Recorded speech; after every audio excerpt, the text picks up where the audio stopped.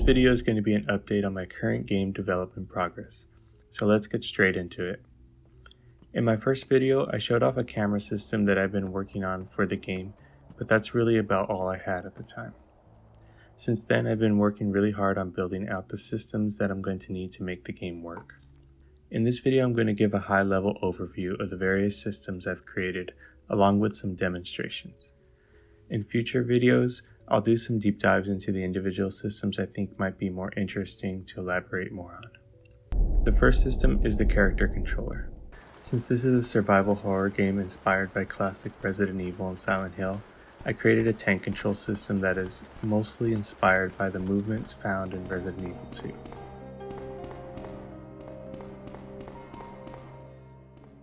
The second system I've implemented is what I'm calling an input context system. For example, if I'm in a gameplay scene, I may have an input context named gameplay context that allows for player controls to be enabled. Then a cutscene might be triggered and I'd want player movement to be disabled. This takes away control from the player during the cutscene, and I'm able to pop the cutscene input context off the stack at the end of the cutscene.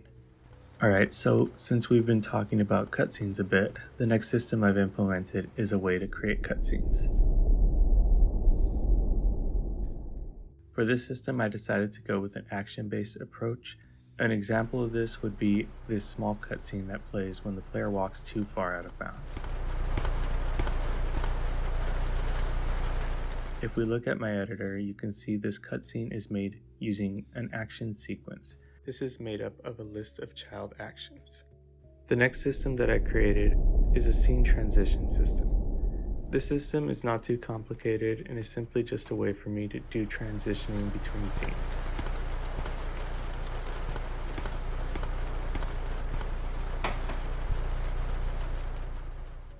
Next up is the inventory/collectible system.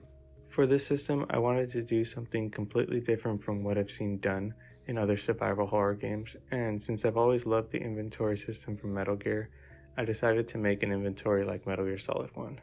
I wasn't sure if it would fit well with the survival horror genre, but so far it seems to feel pretty good, at least to me.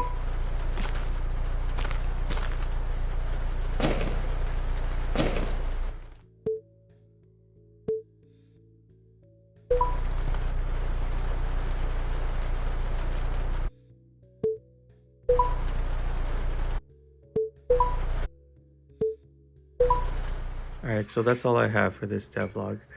I do have a lot more that has been done, such as game story and music, but I think I will save those for another video.